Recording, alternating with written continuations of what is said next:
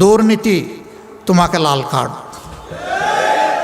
সন্ত্রাস তোমাকে একেবারেই কালো কার্ড,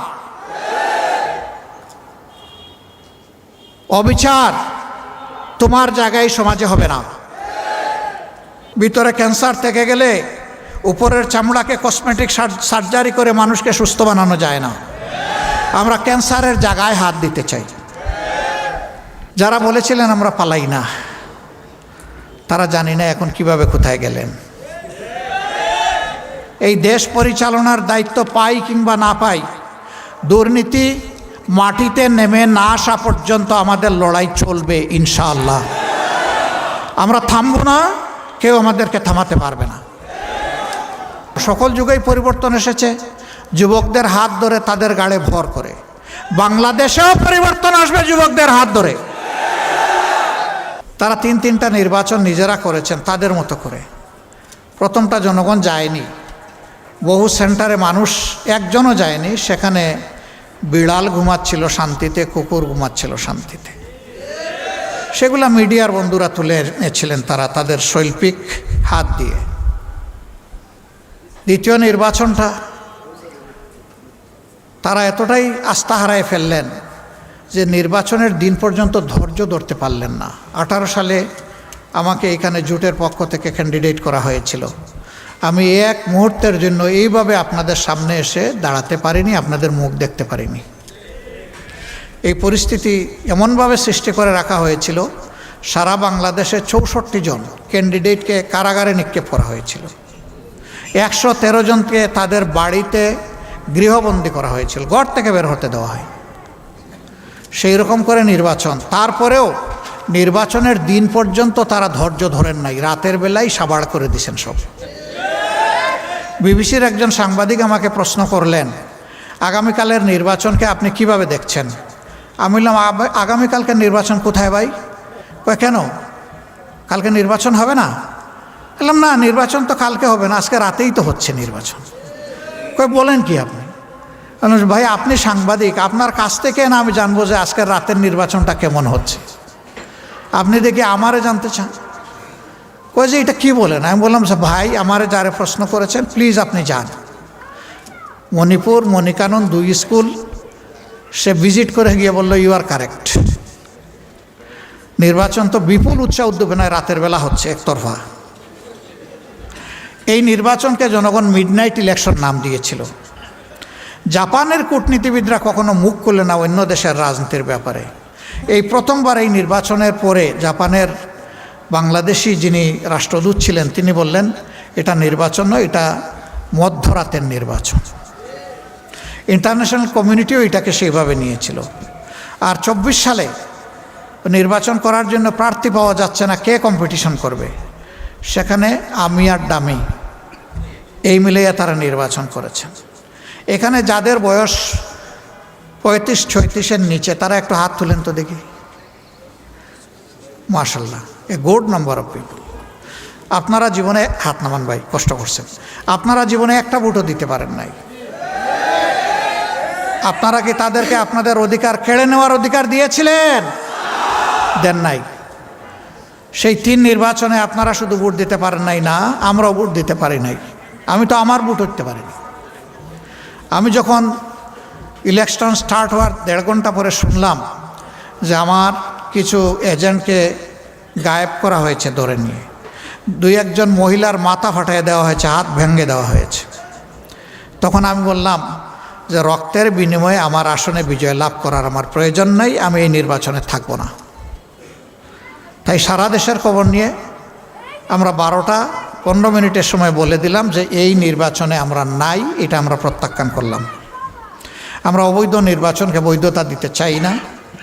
আমাদের বিভিন্ন দেশের বন্ধুবান্ধব বলতো তোমরা বলতেছো ওরা ফেয়ার ইলেকশন দিবে না, তোমরা না গিয়ে কিভাবে এটা প্রমাণ করবা যে ওরা ফেয়ার ইলেকশন? তোমরা যাও, তারপরে বোঝা যাবে ইলেকশন ফেয়ার না আনফেয়ার।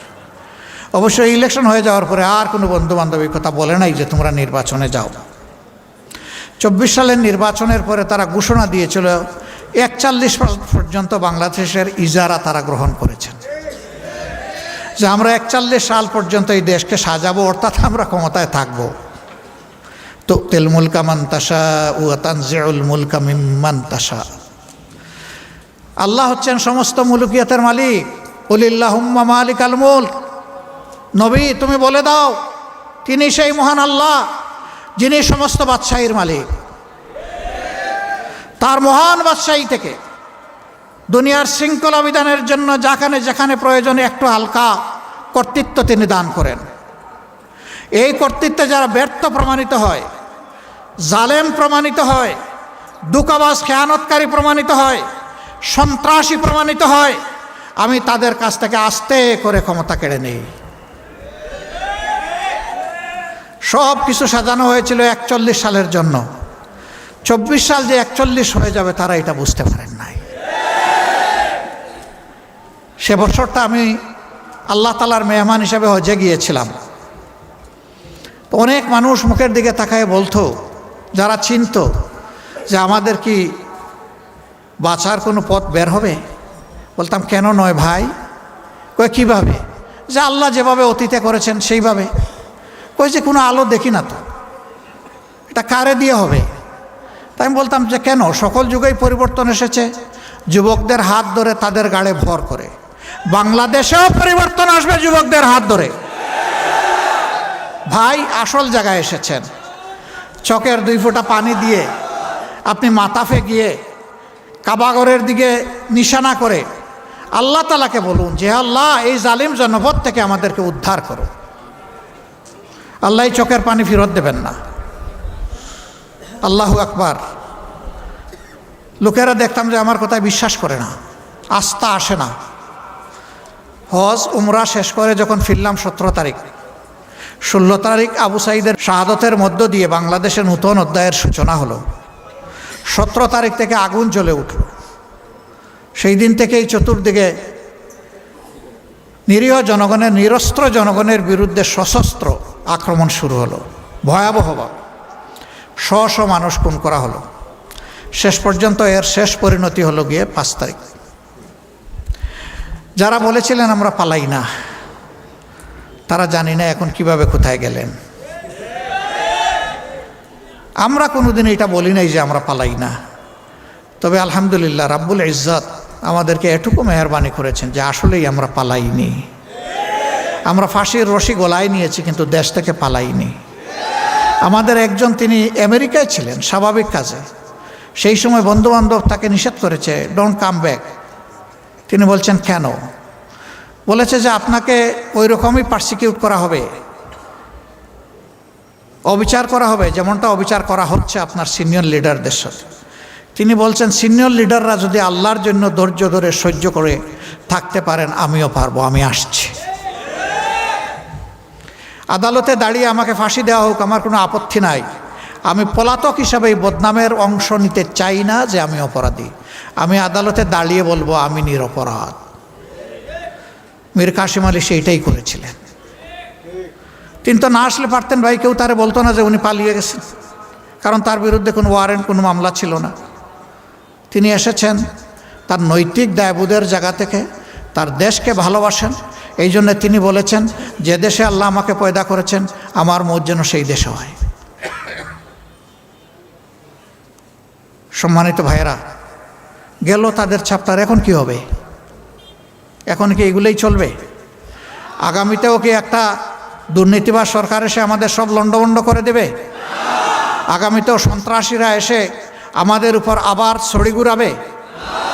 আগামীতে আমাদের মা বোনদের ইজ্জত নিয়ে আবার টানাহেঁচড়া করা হবে? আমাদের জীবনের উপর কালো হাত নেমে আসবে? সবগুলার বিরুদ্ধে আমাদেরকে সিংহের মতো গর্জন করতে হবে ইনশাআল্লাহ। আমাদের স্পষ্ট বক্তব্য, দুর্নীতি তোমাকে লাল কার্ড, সন্ত্রাস তোমাকে একেবারেই কালো কার্ড, অবিচার তোমার জায়গায় সমাজে হবে না। একটা দুর্নীতিমুক্ত, সামাজিক সুবিচারে পরিপূর্ণ, একটা ভারসাম্যপূর্ণ অর্থনীতির দেশ হিসাবে বুক চিতিয়ে যুদ্ধ করা যুবকদের হাতে তাদের মেধার মূল্যায়ন করে তাদেরকে দেশের দেশ গঠনে তাদেরকে কাজে লাগানোর সেই পরিকল্পনা নিয়ে আগাচ্ছে বাংলাদেশ জামাত ইসলামী। আমাদের অঙ্গীকার একেবারেই স্পষ্ট, আমরা শিক্ষা স্বাস্থ্যকে সবচেয়ে বেশি গুরুত্ব দেব।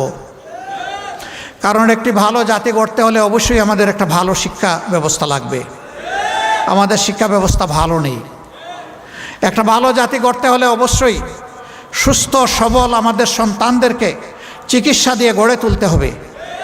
আমাদের স্বাস্থ্য ব্যবস্থা সেরকমটা নয়, ভঙ্গুর স্বাস্থ্য ব্যবস্থা। আমাদের দ্বিতীয় অগ্রাধিকার হচ্ছে দুর্নীতির বিরুদ্ধে আমাদের লড়াই। আল্লাহ ক্ষমতায় কারে নিবে না নিবে উই ডোন্ট নো। এই অ্যালটমেন্ট আসবে ইনশাআল্লাহ আসমান থেকে। আমরা বাংলাদেশের জনগণের রায় পেয়ে এই দেশ পরিচালনার দায়িত্ব পাই কিংবা না পাই, দুর্নীতি মাটিতে নেমে না আসা পর্যন্ত আমাদের লড়াই চলবে ইনশাআল্লাহ। আমরা থামব না, কেউ আমাদেরকে থামাতে পারবে না। আমাদের তৃতীয় অঙ্গীকার সবার জন্য ন্যায় বিচার। এটার থেকে গরিব ধনী দল ধর্ম নির্বিশেষে কেউ যেন বঞ্চিত না হয়। সবাই যেন আইনের সমান সুযোগ পায় এবং ন্যায় বিচার পায়।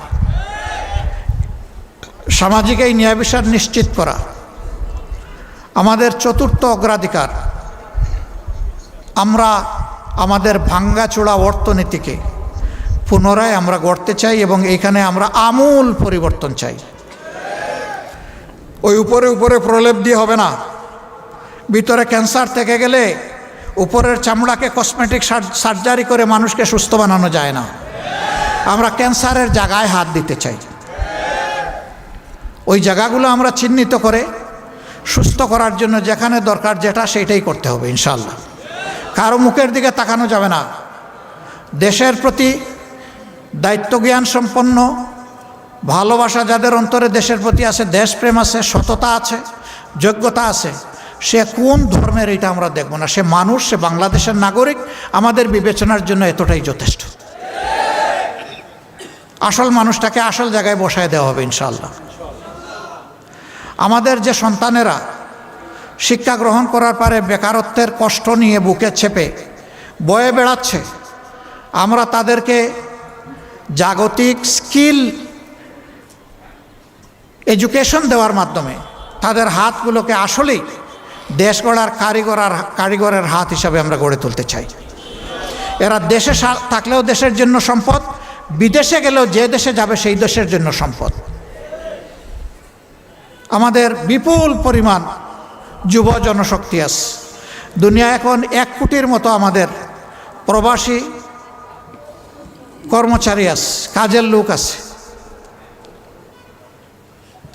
এই লোকগুলা যদি দক্ষ হাত নিয়ে বিদেশে যেত, দেশের জন্য ভালো হতো, তার নিজের তার পরিবারের জন্য ভালো হতো। আগামীতে সেই দক্ষতা আমরা আমাদের সন্তানদের হাতে তুলে দিতে চাই। এই দেশ গড়ার কাজে নারী পুরুষ সবাই অংশগ্রহণ করবে ইনশাআল্লাহ। একটা সমাজে সকল পুরুষ কিন্তু কাজ করে না।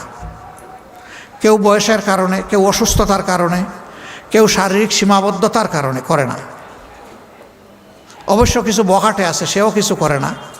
সে একটা ভালো কাজ করে, এটা হইল বখাটেপনা, সবার শান্তি কেড়ে নেয়। এটা ভালো কাজ না, এটা আসলেই মন্দ কাজ, তাই না? সে নিজের জন্যও বোঝা, সমাজের জন্যও বোঝা।